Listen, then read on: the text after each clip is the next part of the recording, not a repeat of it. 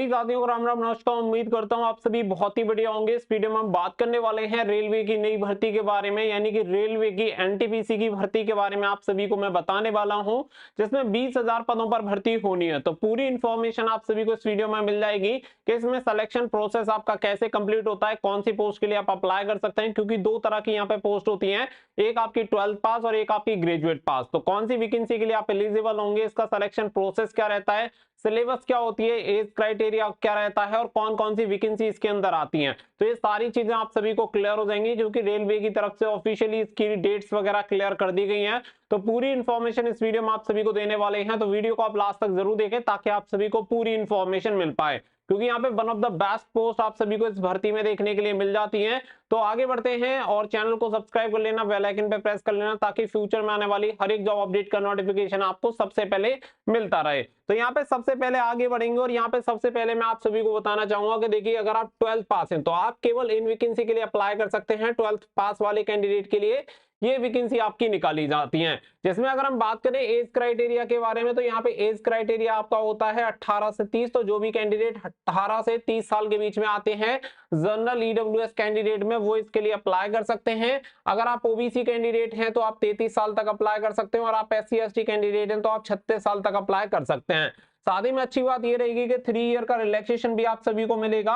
तो यहाँ पे भी आप 3 साल ऐड कर लें, यहाँ पे भी 3 साल और यहाँ पे भी 3 साल, यानी सभी कैटेगरी को 3 साल का रिलैक्सेशन मिलता है। तो जनरल ईडब्ल्यूएस कैंडिडेट 33 साल, ओबीसी 36 साल और एससी एसटी 39 साल तक अप्लाई कर सकते हैं। उम्र की जो गणना की जाएगी वो 1 जुलाई 2024 से आपकी उम्र की गणना की जाएगी। तो ये आपकी क्रूशियल डेट रहेगी, इसी से आपकी उम्र की गणना होनी है। तो इसके अकॉर्डिंग अब आपको ये क्लियर हो गया कि आपकी एज कितनी होनी चाहिए और साथ ही में आपकी क्वालिफिकेशन कितनी होनी चाहिए, क्योंकि इसमें लंबाई दौड़ वगैरह कुछ होता नहीं है। केवल दो ही क्राइटेरिया आपके होते हैं, एक आपका एज क्राइटेरिया, दूसरा आपका क्वालिफिकेशन क्राइटेरिया। अगर आप ये फुलफिल करते हैं तो आप इस वैकेंसी के लिए अप्लाई कर सकते हैं। इसमें जो आपकी वैकेंसी होती है वो यहाँ पे A3 से लेके आपकी C2 तक की वैकेंसी आती है, जिसमें जूनियर क्लर्क कम टाइपिस्ट की आपकी वैकेंसी होती है, अकाउंट्स क्लर्क कम टाइपिस्ट की वैकेंसी, जूनियर टाइम कीपर की, ट्रेन क्लर्क की और कॉमर्शियल कम टिकट क्लर्क की वैकेंसी आती है। तो यहाँ पे लेवल 2 से लेके लेवल 3 तक की आपको जॉब मिल जाती है। तो यहाँ पे आप सभी को ये क्लियर हो गया होगा कि अगर आप 12 पास हैं, 18 से 30 साल आपकी एज है जनरल ईडब्ल्यूएस कैटेगरी में,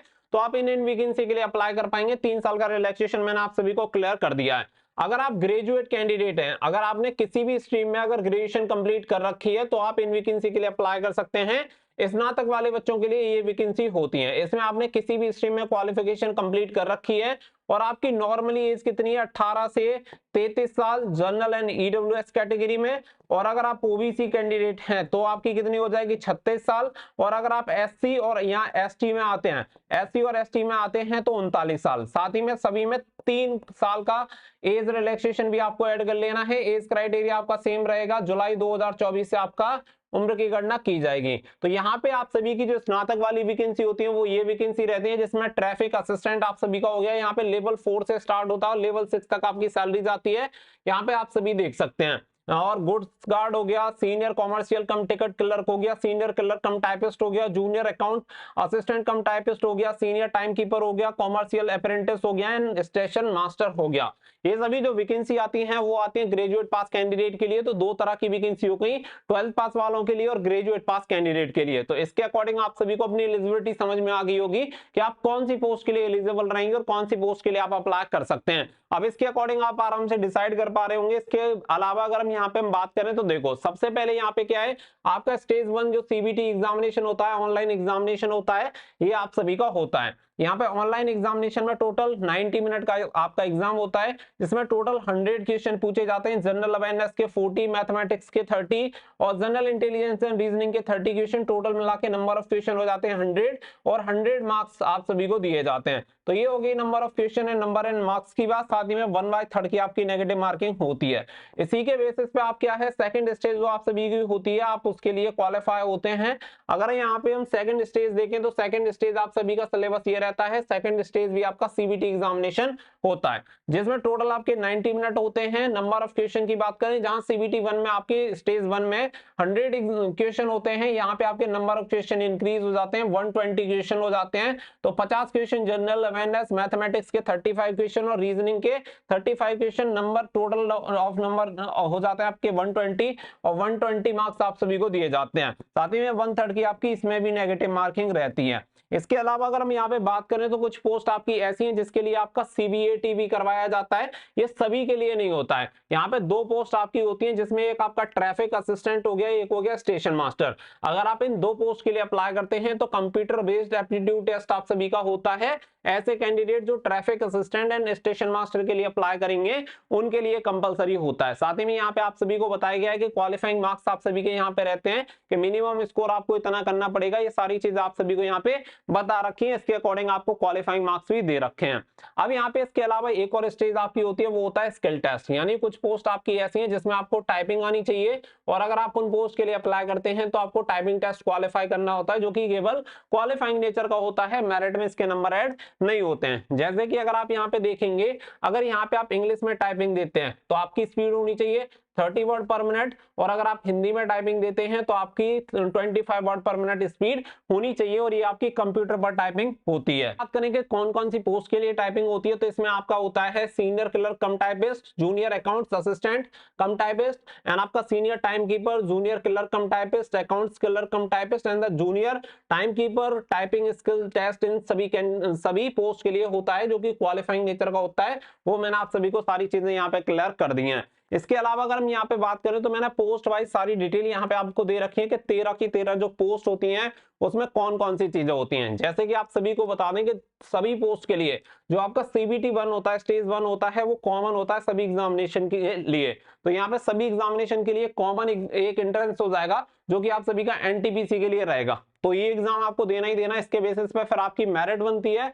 और फिर क्या होता है, जो जॉब का लेवल होता है, जैसे कि कुछ पोस्ट आपकी लेवल 2 की हैं, कुछ आपकी लेवल 4 की है, कुछ लेवल 5 की, और कुछ आपकी लेवल 6 की हैं। तो फिर यहाँ पे लेवल के अकॉर्डिंग आपका जो स्टेज 2 होता है वो लेवल के अकॉर्डिंग होता है। यानी कि लेवल 2 के लिए अलग होगा, लेवल 3 के लिए अलग होगा, लेवल 4 के लिए अलग होगा, लेवल 5 के लिए अलग, और लेवल 6 के लिए अलग। तो यहाँ पे फिर लेवल वाइज आपका जो स्टेज 2 रहता है, इसका जो एग्जामिनेशन होता है वो आपका लेवल वाइज होता है, और स्टेज 1 आपका सभी के लिए कॉमन रहता है। बाकी का फिर बात आती है यहाँ पे स्किल टेस्ट। तो यहाँ पे कुछ पोस्ट ऑलरेडी मैंने आप सभी को बता दी है, जिनमें आपका टाइपिंग टेस्ट होता है, और 2 पोस्ट आपकी जैसे ट्रैफिक वाली बताई थी एक मैंने आप सभी को, जिसमें आप सभी देख सकते हैं कि यहाँ पे ट्रैफिक असिस्टेंट के लिए आपका कंप्यूटर बेस्ड एप्टीट्यूड टेस्ट होता है, और स्टेशन मास्टर के लिए कंप्यूटर बेस्ड एप्टीट्यूड टेस्ट आप सभी का होता है। तो ये अब आप सभी को पूरा सिलेक्शन प्रोसेस पोस्ट वाइज समझ में आ गया होगा, क्वालिफिकेशन भी समझ में आ गई होगी, साथ में क्या क्या स्टेज से आपको गुजरना पड़ेगा और कौन कौन सी तैयारी आपको करके रखनी है। क्योंकि अगर आप ऐसी किसी पोस्ट के लिए अप्लाई करते हैं जिसमें टाइपिंग भी होती है, तो मैं आपको यही सजेशन दूंगा कि पहले से ही अपने टाइपिंग की तैयारी करना स्टार्ट कर देना।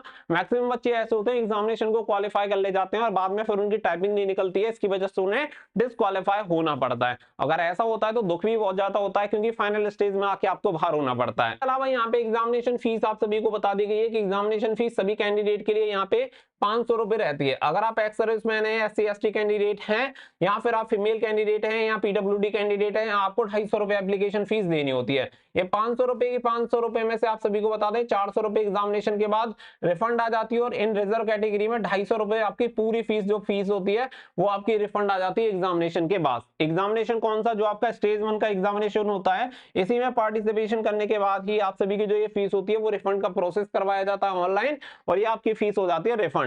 इसके अलावा यहाँ पे अगर हम बात करें ऑफिशियल डेट की, तो government of India, ministry of railway, railway recruitment board की तरफ से इसकी ऑफिशियली डेट क्लियर कर दी गई है, जिसमें आप सभी देख सकते हैं कि देखो ALP का अनाउंसमेंट हो चुका है, टेक्नीशियन का हो चुका है, अप्रैल जून में आएगा। इसके अलावा जो अगली भर्ती होगी वो आपकी होगी नॉन टेक्निकल पॉपुलर कैटेगरीज, जिसमें आपकी ग्रेजुएट लेवल 4 एंड 5 की एंड 6 की वैकेंसी होंगी। इसके अलावा यहाँ पे आप देख सकते हैं non technical popular categories under graduate वाले कैंडिडेट जो लेवल 2 एंड 3 की यहाँ पे वैकेंसी होंगी, यानी कि 12th पास वाली वैकेंसी और ग्रेजुएट पास वाली वैकेंसी जो मैंने आप सभी को बताई है। लेवल 2 एंड 3 की स्टार्टिंग वाली वैकेंसी थी 2 एंड 3 की, जिसके लिए कोई भी अंडर ग्रेजुएट कैंडिडेट अप्लाई कर सकता है जिसने 12th पास कर रखी है। बाकी का ग्रेजुएट कैंडिडेट लेवल 4, 5, 6 के लिए अप्लाई कर सकते हैं। तो ये दोनों वैकेंसी की डेट भी यहाँ पे क्लियर है कि जुलाई सितंबर में ये वैकेंसी आएंगे।